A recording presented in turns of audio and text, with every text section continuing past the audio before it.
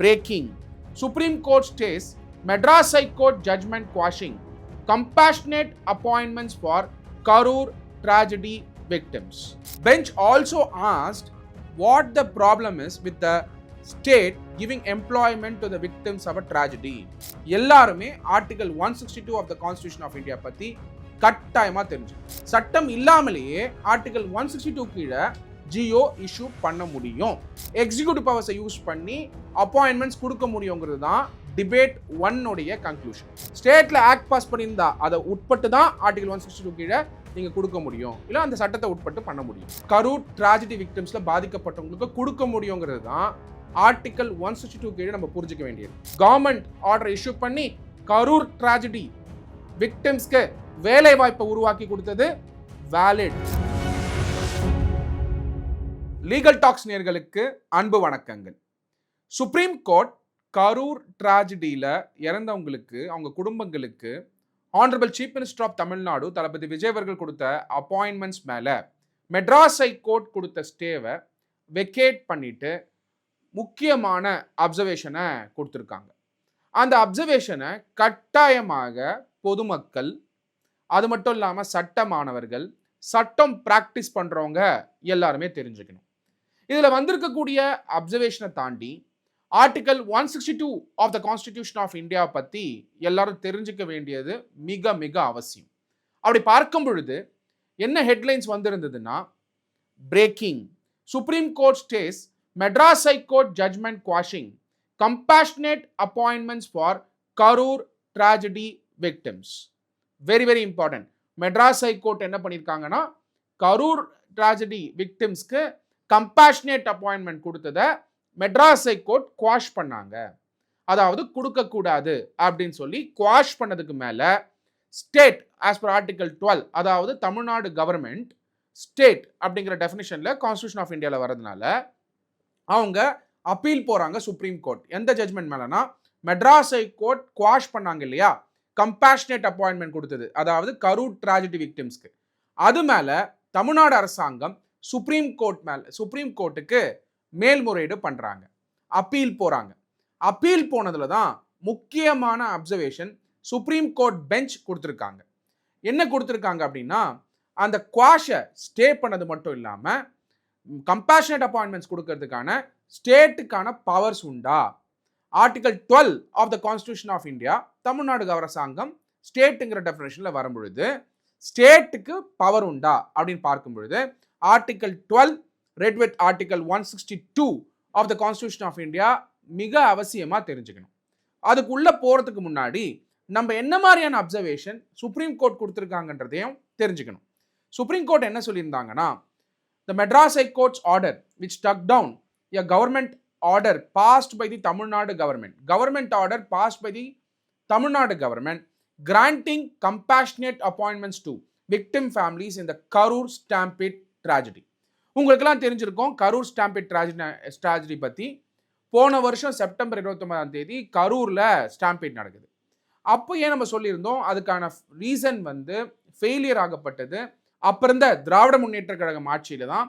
Crowd control மேனேஜ்மெண்ட்டை state கரெக்டாக follow பண்ணாதனால இந்த tragedy நடந்தது அப்படிங்கிறத நம்ம தொடர்ச்சியாக பதிவு பண்ணிட்டு இருந்தோம். இப்போது அந்த கரூர் ட்ராஜடி கேஸ் மேலே சிபிஐ விசாரணை பண்ணிட்டு இருக்காங்க. அப்படி இருக்கும் பொழுது இப்போ தாவேகா அரசாங்கம் வந்ததுக்கப்புறம் கரூர் ட்ராஜடி விக்டிம்ஸ் அவங்க ஃபேமிலிக்கு எக்ஸ்கிரேஷியா பேமெண்ட் கொடுத்தது மட்டும் இல்லாமல் கம்பேஷனேட் அப்பாயின்மெண்ட் ஜாப்ஸும் கொடுத்துருந்தாங்க. இது மேலே மனு போட்டு மெட்ராஸ் ஹை கோர்ட் இது இந்த கம்பேஷனேட் அப்பாயின்மெண்ட்ஸ் கொடுக்கக்கூடாதுங்கிறத குவாஷ் பண்ணியிருந்தாங்க. இது மேலே தான் சுப்ரீம் கோர்ட்டுக்கு அப்பீல் போனாங்க தமிழ்நாடு அரசாங்கம். அது மேலே தான் இந்த அப்சர்வேஷன் வருது. என்ன சொல்லியிருக்காங்கன்னா, Supreme Court bench pass the interim order while issuing notice on the petition filed by the state, others challenging the high court's judgment. So high court, Madras high court, Madurai bench இதை குவாஷ் பண்ணுறாங்க. இது quash பண்ணது மேலே appeal போகிறாங்க. முதல்ல நம்ம supreme கோர்ட்டோடைய procedure தெரிஞ்சுக்க வேண்டியது அவசியம். அப்பீல் போன உடனேயே முதல் நாளே ஜட்மெண்ட் போட மாட்டாங்க. ஸோ ஹியரிங் முடித்த உடனே நோட்டீஸ் இஷ்யூ பண்ணுவாங்க. ஸோ நோட்டீஸ் இஷ்யூ பண்ணாலே அந்த கேஸுக்கான பிரின்சிபல்ஸ் ஆஃப் நேச்சுரல் ஜஸ்டிஸை ஃபாலோ பண்ணுறதுக்கான சாத்தியக்கூறுகள் உருவாகுது. அதனால் ஸ்டேட்டுக்கு போட்ட பெட்டிஷன் மேலே அப்பீல் போய் அந்த அப்பீலுக்கு வந்து நோட்டீஸ் கொடுத்துருக்காங்க. யாருக்கு கொடுத்துருக்காங்கன்னா, அந்த ஹைகோர்ட் ஜட்ஜ்மெண்ட் யாருக்கு சாதகமா வந்ததோ அவங்களுக்கும் நோட்டீஸ் கொடுத்துருக்காங்க. இதுல முக்கியமா ஸ்டேட் சைட்ல ஆர்கியூ பண்ண, அதாவது ஸ்டேட்டோட அட்வொகேட்ஸ் வந்து ஆர்கியூ பண்ணியிருக்காங்க. தமிழ்நாடு அரசாங்கத்தை சார்ந்து. அவங்களுடைய சப்மிஷன் என்னவா இருந்ததுன்னா, I quote the exact words of the Supreme Court senior advocates who are appearing for Tamil Nadu government. If the state wants to give out compassion appointment out of the killings as a policy decision under Article 162, how can the High Court interfere? அப்படின்னு சொல்லியிருக்காங்க. Article 162 of the constitution of India உடைய powers கீழே appointments கொடுத்தால் எப்படி வந்து high court interfere பண்ண முடியும் அப்படிங்கிற கேள்வியை வந்து முதல்ல எழுப்பியிருக்காங்க. ரெண்டாவது, there is no quashing sort of by circular. There is no quashing sort of by circular. No challenge in the petition to my circular. In employment can you file a PIL by a lawyer. Lawyer வந்து இது மேலே PAL போட முடியுமா? ஏன்னா பாதிக்கப்பட்டவரா நீங்க அப்படிங்கிற கேள்வியும் கேட்டிருக்காங்க. ஏன்னா ஒரு கேஸ் போடும் பொழுது அஃபெக்டட் பார்ட்டி போடணும் அப்படின்னும் பொழுது, சரி பிஏ இல்லாமல் போட்டாலுமே லாயருக்கு இதில் லோக்கல் ஸ்டாண்ட் இருக்கா இந்த பில் மேலே அப்படிங்கிற குவெஸ்டினை தமிழ்நாடு அரசாங்கத்து சார்பில் ஆர்கியூ பண்ண சீனியர் அட்வொகேட்ஸ் முன் வச்சிருக்காங்க. இதில் முக்கியமாக பார்த்தீங்கன்னா, இதோட பெட்டிஷனருக்காக அப்பியர் ஆனவங்க, அதாவது இந்த பெட்டிஷன் வந்து போட்டு இது மேலே தான் தமிழ்நாடு கவர்மெண்ட் அப்பீல் போனாங்க. பெட்டிஷனர் சார்பில் அப்பியர் ஆனவங்க என்ன கிளியரா வாதத்தை எடுத்து வச்சாங்கன்னா, it is a political party interjected and stated that compassionate appointments can be at the discretion of the state. So compassionate அப்பாயின்மெண்ட்டா அப்படின்னு சொல்லிட்டு அந்த டேர்ம் சொல்லிட்டு ஸ்டேட்டோட டிஸ்கிரிஷனில் அந்த அப்பாயின்மெண்ட் கொடுக்க முடியாது. He submitted the party which was responsible for the stampede was ruling the state now. So அந்த ஆர்குமெண்ட்ல என்ன முன் வைக்கிறாருன்னா, எந்த பார்ட்டி அந்த ஸ்டாம்பீடுக்கு வந்து ரெஸ்பான்சிபிளாக இருந்தாங்களோ அவங்களே இப்போ வந்து இது மேலே வந்து பெட்டிஷன் போடுறாங்க, இந்த கம்பேஷனட் அப்பாயின்மெண்ட் கொடுக்குறாங்க அப்படிங்கிற வாதத்தை முன் வைக்கிறார். அப்போ hence there was a conflict of interest in the decision. when the bench asked who the lawyer was representing, lawyer யாரை ரெப்ரசென்ட் பண்ணுறாங்கன்னு சொல்லும் பொழுது he said he was for a political party. ஏன்னா இந்த பெட்டிஷனர் வந்து ஒரு பொலிட்டிக்கல் பார்ட்டியை சார்ந்தவர், அவர் ஒரு பொலிட்டிக்கல் பார்ட்டி சார்ந்தவர்னு ஒரு வாதம் எடுத்து வச்ச உடனே இந்த கேஸ் டீடைல்ஸ் நீங்கள் கட்டாயமாக பார்க்கணும். Prabhakaran Selvakumar and others versus Dheeran Thirumurugan at Thirumurugan and others, diary number 46173 ஆஃப் 2026. இது முக்கியமான சைட்டேஷன். ஏன்னா சுப்ரீம் கோர்ட்டில் இந்த டைரி நம்பர் இப்போ இருக்கு. ஸோ அப்படி பார்க்கும் பொழுது பெஞ்ச் என்ன கொஸ்டின் கேட்டாங்கன்னா, what is the role of a political party அப்படிங்கிறத கேட்டுட்டு, don't bring politics here, don't bring politics here அப்படிங்கிறதுக்கான ஒரு அப்சர்வேஷனையும் சுப்ரீம் கோர்ட்டோட பெஞ்ச் வச்சாங்க. அது மட்டும் இல்லாமல் பெஞ்ச் என்ன கொஸ்டின் கேட்டாங்கன்னா, bench also asked what the problem is with the state giving employment to the victims of a tragedy. Employment to the victims of the tragedy, what is the problem அப்படின்னு கேட்குறாங்க.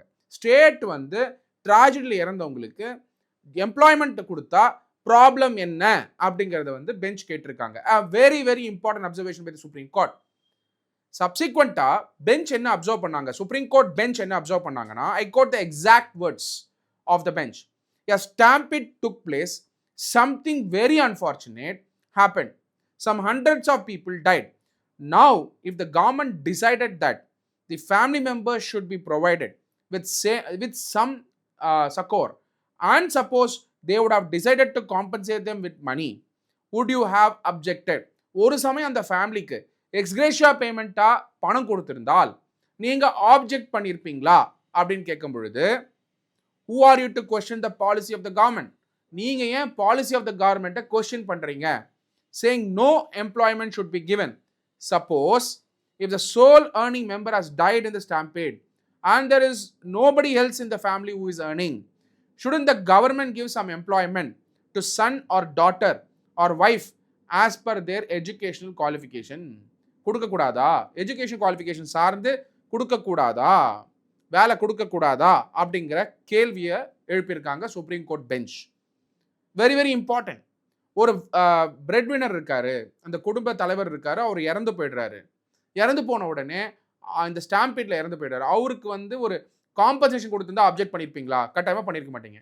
அதே employment கொடுக்கும்போது ஏன் object பண்றீங்க? அப்படிங்கிற கேள்விய supreme court வந்து முன் வச்சிருக்காங்க. இத தாண்டி இதுல முக்கியமா பார்த்தீங்கன்னா, it may be recall that July 27th தான் மதுரை பெஞ்ச் வந்து ஜியோவ ஸ்ட்ரக் டவுன் பண்ணியிருக்காங்க அன்கான்ஸ்டிடியூஷனல். இந்த தருணத்துல article 162 of the constitution of India பத்தி கட்டாயமா ஒரு சட்டமானவரும், ஏன் சட்டமானவர்கள், ஈவன் பொதுமக்கள், சட்டமானவர்கள், பொதுமக்கள், சட்டம் பிராக்டிஸ் பண்றவங்க எல்லாருமே article 162 of the constitution of India பத்தி கட்டாயமா தெரிஞ்சுக்கணும். Article 162 of the constitution of India provides for extent of executive power of the state. Very, very important. Extent of executive power of the state. Article 162. Extent of executive power of the state. அப்படிங்கிறது தான் அந்த article. Article 162 of the Constitution of India. I quote the exact words of Article 162. Subject to the provisions of this Constitution, the executive power of the state shall extend to the matters with respect to which the legislative of the state has power to make laws. Legislature as of the state has power to make laws. Very, very important. Subject to the provisions of this constitution, the executive power of a state shall extend to the matters with respect to which the legislature of the state has power to make laws, provided that in any matter with respect to which the legislature of a state and parliament have powers to make laws, the executive of the state shall be subject to and limited by the executive power expressly conferred by the constitution or by any law made by parliament upon the union or authorities thereof. Very, very important. இந்த article 162 of the Constitution of India ஒரு history உண்டு. அந்த history ஆகப்பட்டது Government of India Act 1935லயே இந்த provision இருந்தது, இந்த article இருந்தது. இந்த article Government of India Act 1935ல செக்ஷன் 49 எக்ஸிக்யூட்டிவ் அத்தாரிட்டி ஆஃப் ப்ராவின்ஸ்னு அப்போ இருந்தது.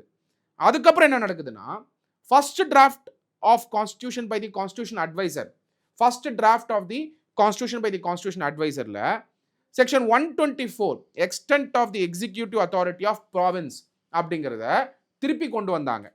அதுக்கப்புறம் என்ன நடக்குதுன்னா, draft constitution by the drafting committee, constitution advisor draft பண்ணது ஒன்று, டிராஃப்டிங் கமிட்டி டிராஃப்ட் பண்ண கான்ஸ்டியூஷன் ஆஃப் இந்தியா. அதில் அம்பேத்கர் ஐயா கொண்டு வந்த கான்ஸ்டிடியூஷனில் ஆர்டிகல் 142ல இது வந்து திருப்பி வந்து இந்த எக்ஸிக்யூட்டிவ் பவர்ஸ், அதாவது extent of the executive power of the ஸ்டேட்ஸ்ன்றதை கேரி ஃபார்வர்ட் பண்ணி கான்ஸ்டியூஷன் அடாப்ட் பண்ணும் பொழுது ஆர்டிகல் 162வா இதை அடாப்ட் பண்ணியிருக்கோம். அதில் முக்கியமாக பார்க்க வேண்டியது என்னென்னா, இதை சார்ந்த கான்ஸ்டியூஷன் அசம்பிளி டிபேட்ஸும் நடந்திருக்கு. அது நடந்த வருடம் பார்த்தீங்கன்னா, நடந்த வருடம் உங்களுக்கே தெரியும், 1949ல் நடந்திருக்கு. அதில் கான்ஸ்டியூவன்ட் அசம்பிளி டிபேட் கேட்ல எடுத்து பார்த்தா அந்த கான்ஸ்டியூவன்ட் அசம்பிளி டிபேட்ஸும் நடந்திருக்கு. இதில் debates of the constitution 1 June 1949ல் இந்த டிபேட் நடந்திருக்கு. இது அஃபீஷியல் பப்ளிகேஷன்லேயே நம்ம கிட்ட இருக்கு. அப்படி பார்க்கும் பொழுது ஆர்டிகல் 162 ஓட கான்டோர்ஸ் ஆகப்பட்டது 3-4 டிபேட்டுக்கு வந்து நம்ம அண்டர்ஸ்டாண்ட் பண்ணிக்கணும். இந்த ஆர்டிகல் 162 படிதான் honourable chief minister of Tamil Nadu Thalapathy Vijay அவர்கள் கம்பேஷனட் அப்பாயின்மெண்ட் கொடுத்திருக்காரு கரூர் டிராஜடி விக்டிம்ஸ்க்கு. அப்போ இந்த ஆர்டிகல் 162ல இருக்கக்கூடிய சாராம்சம் என்ன அப்படின்னு பார்த்தீங்கன்னா, இதுல 2 சாராம்சம் உண்டு. எந்த விஷயத்துக்கெல்லாம் ஸ்டேட் வந்து லா கொண்டு வர முடியுமோ அந்த விஷயத்துக்கெல்லாம் executive of power of state உண்டு அப்படின்றது வந்து நமக்கு தெரியும். அதாவது அசம்பிளியில் ஒரு லா பாஸ் பண்றீங்க, அந்த லா பாஸ் பண்ண உடனே எக்ஸிக்யூட்டிவ் அந்த லா இம்ப்ளிமெண்ட் பண்ணுவாங்க. அப்போ ஆர்டிகல் 162 என்ன சொல்றாங்கன்னா, the executive power of a state extends to matter on which the state legislature has power to make laws. அப்போ ஸ்டேட் லெஜிஸ்லேச்சர்ல லா பாஸ் பண்ணி தான் இந்த அப்பாயின்மெண்ட் கொடுக்கணுமா, இல்ல லா பாஸ் பண்ணாமலே லா பாஸ் பண்ணக்கூடிய பவர் ஸ்டேட்ல இருக்கிறதுனால ஆஸ் பர் ஆர்டிகல் 162 கீழே எக்ஸிக்யூட்டிவ் பவர்ஸை பேஸ் பண்ணி இந்த அப்பாயின்மெண்ட்ஸை கொடுக்கலாமா? ஸோ வெரி வெரி சிம்பிள், லா இல்லை ஆனால் எக்ஸிக்யூட்டிவ் பவரை பேஸ் பண்ணி ஜியோ பாஸ் பண்ணி இந்த வேலையை கொடுக்க முடியுமா, கம்பேஷன் அப்பாயின்மெண்ட் கொடுக்க முடியுமா, அலாங் வித் எக்ஸ்கிரேஷியா பேமெண்ட்ஸ் கொடுக்க முடியுமா honourable chief minister of Tamil Nadu அப்படிங்கிற சட்ட கேள்வி எடுத்து வைக்கும் பொழுது ஆர்டிக்கல் 162ல கான்ஸ்டிடியூஷனல் லிமிட்ஸ்குள்ள தான் இருக்குங்கிறது தான் ஸ்டேட்டோடைய வாதம். காரணம், ஆர்டிகல் 162 சார்ந்து பல டிபேட்ஸ் நடந்திருக்கு, பல ஹை கோர்ட்ஸ்லையும் சுப்ரீம் கோர்ட்லையும். சுப்ரீம் கோர்ட் ஜட்மெண்ட்ஸும் உண்டு, ஹை கோர்ட் ஜட்மெண்ட்ஸும் உண்டு. என்னென்ன டிபேட் நடந்திருக்கு அப்படின்னு பார்த்தீங்கன்னா, டிபேட் நம்பர் 1, அதாவது இஷ்யூஸ், அதாவது ஆர்டிகல் 162 சார்ந்து பல இஷ்யூஸ் வந்து இதுக்கு முன்னாடியே நடந்திருக்கு. இது முதல் தடவை கிடையாது. அப்போ ஃபர்ஸ்ட் இஷ்யூ என்ன வந்ததுன்னா, does the state need legislation before exercising executive power? அதாவது லா இருந்தாதான் ஜியோ பாஸ் பண்ண முடியுமா அப்படிங்கிற கொஸ்டினுக்கான முற்றுப்புள்ளிய Ram Jawaya Kapur versus state of Punjab 1955 அதுல என்ன சொல்லப்பட்டிருக்குன்னா, சுப்ரீம் கோர்ட் ஜட்மெண்ட்டே உண்டு. Supreme court held that article 162 does not mean that the state executive can act only after the state legislature has enacted legislation. அதாவது சட்டம் பாஸ் பண்ணதுக்கு அப்புறம் தான் எக்ஸிக்யூட்டிவ் பவரை பேஸ் பண்ணி ஆர்டிகல் 162 கீழே ஜியோ இஷ்யூ பண்ண முடியுமான்னு கேட்டா கிடையாது. சட்டம் இல்லாமலேயே ஆர்டிகல் 162 கீழே ஜியோ இஷ்யூ பண்ண முடியும். இது பொதுமக்களும் தெரிஞ்சுக்கணும். அப்போ சட்டசபையில லா பாஸ் பண்ணாமலேயே honourable chief minister of Tamil Nadu article 162 கீழே ஜியோ இஷ்யூ பண்ண முடியுமானா முடியும். Point number 1, the state government can exercise executive power in an area where the state legislature has competence to legislate. எந்த சட்டங்களுக்கெல்லாம் லா பாஸ் பண்ற பவர் ஸ்டேட்டுக்கு உண்டோ அந்த சட்டத்துக்கு லாவே இல்லாட்டியுமே ஆர்டிகல் 162 படி எக்ஸிக்யூட்டிவ் பவர்ஸை யூஸ் பண்ணி அப்பாயின்மெண்ட்ஸ் கொடுக்க முடியுங்கிறது தான் டிபேட் 1 உடைய conclusion. Debate 2, can article 162 overwrite a statute? Already ஒரு சட்டம் தமிழ்நாட்டில் இருந்துகிட்டு இருக்கு, அந்த சட்டத்தை ஓவர்ரைட் பண்ணி ஆர்டிகல் 162 கீழே ஜியோ இஷ்யூ பண்ண முடியுமா? எந்த சட்டம் பாஸ் பண்றதுக்கான பவர் உண்டோ அந்த சட்டம் மேல ஜியோ பாஸ் பண்ணலாம். ஒரு சமயம் அந்த சட்டம் இருக்கு, அதை ஓவர் ரைட் பண்ணி ஆர்டிகல் 162 கீழே கம்பேஷனேட் அப்பாயின்மெண்ட்ஸ் கொடுக்க முடியுமா அப்படிங்கிறது ரெண்டாவது கேள்வி. அப்படி பார்க்கும்போது executive power is subordinate to the constitutional legislation. Point number 2, if an act or statutory rule already governs a field, government cannot use article 162 to issue an executive order contrary to that law. அப்போ லா இருக்கு, அந்த லா சார்ந்து தான் Jio issue பண்ணணும். ஆனா அந்த லா சார்ந்து issue பண்ணல, ஆனா ஆர்டிகல் 162 கீழே அதை பைபாஸ் பண்ணி ஓவர் ரைட் பண்ணி இருக்கக்கூடிய சட்டத்தை ஓவர் ரைட் பண்ணி ஆர்டிகல் 162 கீழே கம்பேஷனேட் அப்பாயின்மெண்ட் கொடுக்க முடியுமா அப்படின்னு கேட்டிங்கன்னா, very very simple. Executive power can supplement legislation but cannot contradict legislation. Very very important. சட்டம் இல்லை, அந்த சட்டத்தை தமிழ்நாடு அரசாங்கத்துக்கு கீழே அசம்பிளியில் பாஸ் பண்ற பவர் உண்டு. இல்லாத சட்டத்துக்கு மேல எக்ஸிக்யூட்டிவ் பவரை யூஸ் பண்ணி ஆர்டிகல் 162 கீழே கொடுக்க முடியும். ஒரு சட்டம் இருக்கு, அந்த சட்டத்தை பைபாஸ் பண்ணி ஆர்டிகல் 162 கீழே ஜியோ கொண்டு வர முடியுமா அப்படின்னா முடியாது. ஏன்னா executive is subordinate to the constitution and legislation, that is Tamil Nadu legislative assembly. இது ரெண்டாவது டிபேட். மூணாவது debate, what happens when parliament and state legislature both have power? இதுல ரொம்ப ரொம்ப இம்பார்ட்டன்ட், ரெண்டு பேருக்குமே பவர் உண்டு. அப்ப ஆர்டிகல் 162 கீழே ஜியோ இஷ்யூ பண்ண முடியுமா? இந்த கேஸ் வராது. கம்பேஷன் அப்பாயின்மெண்ட் தமிழ்நாடு அரசாங்கம் கொடுத்ததுக்கு இந்த டிபேட் வராது. ஆனா இந்த டிபேட்டை தெரிஞ்சுக்கணும். அதுல முக்கியமா பாத்தீங்கன்னா, under main part of article 162, state has executive power over matters within its legislative competence, but the proviso creates an important union limitation. If both parliament and state legislature can legislate on a particular matter, state to legislate பண்ண முடியும், parliament to legislate பண்ண முடியும் அப்படிங்கிற situation வரும்பொழுது the state's executive power is subject to and limited by executive power expressly conferred upon the union by the constitution or law made by parliament. அப்ப நம்ம conclude பண்ண வேண்டியது என்ன? Concurrent list does not automatically elusive of union executive power. So the normal position is that state executive power continues unless the constitution or parliament has expressly conferred executive power on the union. So state pass பண்ணக்கூடிய law என்ன pass பண்ண முடியுமோ அது மேல article 162 கீழே நீங்க செயல்பட முடியும். அதுக்கான ஜிஎஸ் இஷ்யூ பண்ண முடியும். சட்டம் இருந்தால் அந்த சட்டத்துக்கு உட்பட்டு கொடுக்கணும். ஆனால் சட்டம் இருந்தால் அந்த சட்டத்தை ஓவர்ரைட் பண்ணி கொடுக்க முடியாது. அடுத்த கேள்வி என்ன? யூனியன் கவர்மெண்ட்டுக்கும் அந்த லெஜிஸ்லேட் பண்ண முடியும், ஸ்டேட்டும் லெஜிஸ்லேட் பண்ண முடியும். Concurrent list. அந்த சிச்சுவேஷன்ல ஸ்டேட்ல ஜியோ இஷ்யூ பண்ண முடியுமான்னா பார்லிமெண்ட்ல ஸ்பெஷல் ஆக்ட் பாஸ் பண்ணி இல்ல பார்லிமெண்ட்ல ஆக்ட் பாஸ் பண்ணி ஸ்டேட்டை ஓவர்ரைட் பண்ணியிருந்தால் அப்போ கொடுக்க முடியாது. அதே பார்லிமெண்ட்ல ஆக்ட் பாஸ் பண்ணல, ஸ்டேட்லயும் ஆக்ட் பாஸ் பண்ணல, ஆர்டிகல் 162 படி நீங்க ஜியோ இஷ்யூ பண்ணலாம். ஸ்டேட்ல ஆக்ட் பாஸ் பண்ணியிருந்தா அதை உட்பட்டு தான் ஆர்டிகல் 162 கீழே நீங்க கொடுக்க முடியும், இல்லை அந்த சட்டத்தை உட்பட்டு பண்ண முடியும். இது மூணாவது டிபேட். நாலாவது debate article 162 and federalism. Very very important. தமிழ்நாட்டில் இருக்கக்கூடிய சட்ட மாணவர்கள், பொதுமக்கள் கட்டாயமாக மாநில சுயாட்சியுடைய இஷ்யூஸ் என்ன ஆர்டிகல் 162 பார்க்கணும். அப்படி பார்க்கும் பொழுது it's a very very important political point under article 162. Article 162 gives state substantial administrative autonomy. Article 162 ஸ்டேட்டுக்கு சப்ஸ்டான்ஷியல் அட்டானமி கொடுத்துருக்காங்க. அப்படி பார்க்கும் பொழுது it's part of the constitutional architecture. இது part of the constitutional architecture கொண்டு வரும் பொழுது இந்த ஆர்கிடெக்சரை கொண்டு வந்திருக்காங்கன்றதை நம்ம மறந்துடக்கூடாது. அப்போ for which legislative and executive powers R distributed between union and states. Very very important. Distributed between union and states. The Supreme Court describes Article 73, very very important with respect to union, Article 162 with respect to the state, the distribution of executive power between the union and the states. Idila, therefore, Article 162 is important for arguments.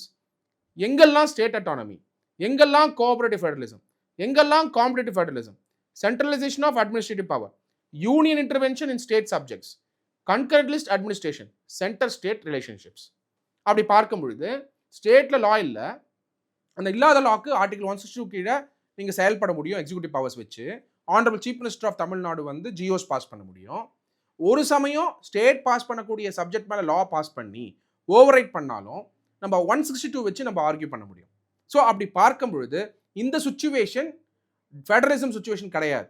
இந்த situation ஸ்டேட்ல law pass பண்ணக்கூடிய power இருக்கும்போது article 162 கீழே compassionate appointment கொடுத்திருக்காரு. அப்படி பார்க்கும் பொழுது அஞ்சாவது இம்பார்ட்டன்ட் இஷ்யூவா ரைஸ் பண்ணிருக்கக்கூடியது ஆர்டிகல் 162 சார்ந்து, அஞ்சாவது இம்பார்ட்டன்ட் இஷ்யூவா ஆர்டிகல் 162 சார்ந்து ரைஸ் பண்ணிருக்கக்கூடிய issue, can the state executive act when there is no legislation. அங்க சட்டமே இல்லாம இருந்தால் எக்ஸிக்யூட்டிவ் பவர்ஸை யூஸ் பண்ணி ஆர்டிகல் 162 கீழே கொடுக்க முடியுமா அப்படிங்கிற அந்த கேள்வி எழும் பொழுது கொடுக்க முடியும் அப்படிங்கிறது தான் answer. So article 162 has powers within its constitutional limits where Honorable Chief Minister of Tamil Nadu தளபதி விஜய் அவர்கள் can give compassionate appointments to the Karur tragedy victimsல பாதிக்கப்பட்டவங்களுக்கு கொடுக்க முடியுங்கிறது தான் ஆர்டிகல் 162 கீழே நம்ம புரிஞ்சுக்க வேண்டியது. இது ஒரு பக்கம் இருக்க, ஆர்டிகல் 162 பத்தி கட்டாயமா இந்த ஃப்ரேஸை மறந்துடாதீங்க. Article 162 is not merely an administrative provision. It's not merely an administrative provision. It is a constitutional guarantee of the state's executive sphere. So it's a constitutional guarantee for the state's executive sphere. Subject to the supremacy of the constitution, legislation expressly conferred union executive power. Very very important.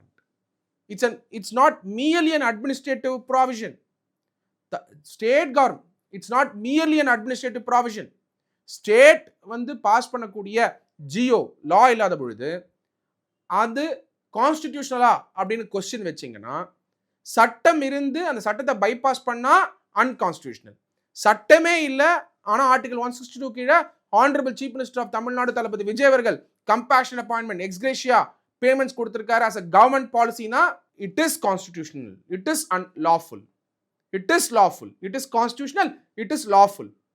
So இது மேலே தான் supreme court வந்து article 162 உடைய கொஸ்டின்ஸை base பண்ணி தான் இன்னைக்கு supreme court stay பண்ணியிருக்காங்க Madurai bench of the Madras high court குவாஷிங்க. ஏன் இவ்வளோ டீட்டெயில்டா ஆர்டிகல் 162 வச்சு உங்களுக்கு எக்ஸ்பிளைன் பண்ணியிருக்கேன் அப்படின்னா, ஜென்ரலாக நீங்கள் தலைப்புச் செய்திகள்லாம் என்ன பார்ப்பீங்க? Supreme court Madurai bench of the Madras high court quash பண்ணதை ஸ்டே பண்ணிட்டாங்க, நோட்டீஸ் இஷ்யூ பண்ணாங்கன்றதை மட்டும்தான் நீங்கள் பார்த்துருப்பீங்க. பட் சட்டமானவர்கள், பொதுமக்கள், அரசு சட்டத்தில் இருக்கக்கூடியதை ஃபுல் டெப்த்தாக தெரிஞ்சுக்க வேண்டியது மிக மிக அவசியம். காரணம் என்ன? தமிழ்நாட்டில் தான் அதிக பேர் சட்டம் சார்ந்த விஷயத்தை பார்த்துக்கிட்டு இருக்காங்கன்றத முக்கியமாக சட்டம் சார்ந்த விஷயத்தை பார்த்துக்கிட்டு இருக்காங்கன்றத நம்ம புரிஞ்சுக்கணும். அப்படி பார்க்கும் பொழுது ஆர்டிகல் 162 உடைய கான்ஸ்டிடியூஷனல் ஸ்கீம் அண்ட் ஸ்பியர் தெரிஞ்சுக்க வேண்டியது மிக அவசியம். ஏன்னா honourable chief minister of Tamil Nadu Thalapathy Vijay அவர்கள் ஒரு பர்டிகுலர் ஸ்டேட் சப்ஜெக்ட் மேலே லாவே பாஸ் பண்ணாமல் ஆர்டிகல் 162 கீழே ஜியோ பாஸ் பண்ணால் அது கான்ஸ்டிடியூஷனலா அப்படின்னு கேட்டிங்கன்னா கான்ஸ்டிடியூஷனல் தான். ஏன்னா ஆர்டிகல் 162 பவர்ஸ் அப்படி. நம்மளுடைய founding father of the constitution Bharat Ratna Baba Saheb doctor B.R. Ambedkar அவர்கள் 162 கொண்டு வரும் பொழுதே ஸ்டேட் அட்டானமிக்காகவும் ஃபெடரலிசமுக்காகவும் தான் கொண்டு வந்திருக்காரு. அதனால நம்ம புரிஞ்சுக்க வேண்டியது என்னன்னா, வரக்கூடிய காலங்களில் ஆர்டிகல் 162 கீழே honourable chief minister of Tamil Nadu Thalapathy Vijay அவர்கள் ஜியோ பாஸ் பண்ணாருன்னா, அது மேலே சட்டம் ஸ்டேட்ல இல்லைன்னா, அது மேலே ஒரு லா இல்லைன்னா அது கான்ஸ்டிடியூஷனல் தான், within the sphere of the constitution தான், வித்தின் த கான்ஸ்டிடியூஷன் லிமிட்ஸ் தான், இட்ஸ் அ கவர்மெண்ட் பாலிசி அப்படிங்கிறத புரிஞ்சுக்கணும். அப்போ அது மேலே கேள்வி கேட்கணும், சட்டத்தில் கேள்வி கேட்கணும் அப்படின்னாலுமே பில்லா போடும்போது கூட யார் பாதிக்கப்பட்டவங்களோ அவங்க தான் போட முடியும். ஸோ பப்ளிக்காக போட முடியாது அப்படிங்கிறதும் நம்ம சுப்ரீம் கோர்ட் அப்சர்வேஷனை பேஸ் பண்ணி பப்ளிக் போட முடியாததை தாண்டி political parties, rival political parties பில்லை யூஸ் பண்ணி ஃபைல் பண்ண முடியாது அப்படிங்கிறது தான் முக்கியமாக பார்க்க வேண்டியது. அப்படி பார்க்கும் பொழுது இன்னைக்கு சுப்ரீம் கோர்ட்டில் Madras high court Madurai bench quash பண்ணது, கம்பேஷன் அப்பாயின்மெண்ட்ஸை குவாஷ் பண்ணது ஜூலை 27, அது மேலே ஸ்டே கொடுத்து நோட்டீஸ் இஷ்யூ பண்ணியிருக்கிறது ஒரு முக்கியமான அப்சர்வேஷனாக சுப்ரீம் கோர்ட்டில் வந்திருக்கு. அதனால கம்பேஷன் அப்பாயின்மெண்ட் கொடுத்தது வேலிடா அப்படின்னு கொஸ்டின் வரும்பொழுது, as the Madras high court Madurai பெஞ்சோடைய குவாஷிங் ஸ்டே ஆகி அது மேலே நோட்டீஸ் கொடுத்துருக்கிறதுனால compassionate appointment at this moment is valid. அதனால வரக்கூடிய நாட்களில் இது மேலே ஆர்குமெண்ட்ஸ் நடக்கும். அப்போ ஆர்குமெண்ட்ஸ் எது மேலே நடக்கும்னா article 162 of the constitution of India base பண்ணி தான் நடக்கும். Article 162 of the constitution of India base பண்ணி தான் நடக்கும். Article 162 of the constitution of India is there to protect the executive power when the state has the competence to make laws on the matters where the state has competence to make laws. Very very important, very important. இந்த ஆஸ்பெக்டை டீட்டெயில்டாக வரக்கூடிய நாட்களில் counter argument supreme கோர்ட்டில் நடக்கும் பொழுது கட்டாயமாக டீட்டெயில்டாக நம்ம பார்ப்போம். அதனால honourable chief minister of Tamil Nadu Thalapathy Vijay அவர்கள் ஆர்டிகல் 162 பேஸ் பண்ணி கவர்மெண்ட் ஆர்டர் இஷ்யூ பண்ணி கரூர் ட்ராஜடி விக்டிம்ஸ்க்கு வேலை வாய்ப்பை உருவாக்கி கொடுத்தது வேலிட் அப்படிங்கிறத புரிஞ்சுக்கணும். அதை தாண்டி சுப்ரீம் கோர்ட் நோட்டீஸ் இஷ்யூ பண்ணியிருக்காங்க. வரக்கூடிய நாட்களில் என்ன ஆர்குமெண்ட்ஸ் பெட்டிஷனர் சைடில் வைக்க போகிறாங்க, ஆர்டிகல் 162 உடைய ஆல்ரெடி இருக்கக்கூடிய இஷ்யூஸையும் டிபேட்ஸையும் உங்கள் முன்னாடி ப்ரெசென்ட் பண்ணியிருக்கேன். இதை கட்டாயமாக தெரிஞ்சுக்கோங்க. எஸ்பெஷலாக சட்ட மாணவர்கள், பொதுமக்கள், ஏன் அரசியல் கட்சியில் இருக்கவங்க பல பேரும் இதை கட்டாயமாக தெரிஞ்சுக்கணும். ஈவன் எம்எல்ஏஸ், எம்பிஸும் கூட. ஏன்னா ஆர்டிகல் 162 உடைய கான்டோர்ஸ் கான்ஸ்டிடியூஷனல் கேரண்டி. மீண்டும் சந்திப்போம். Signing off, advocate CA doctor M. Sathyakumar. நன்றி.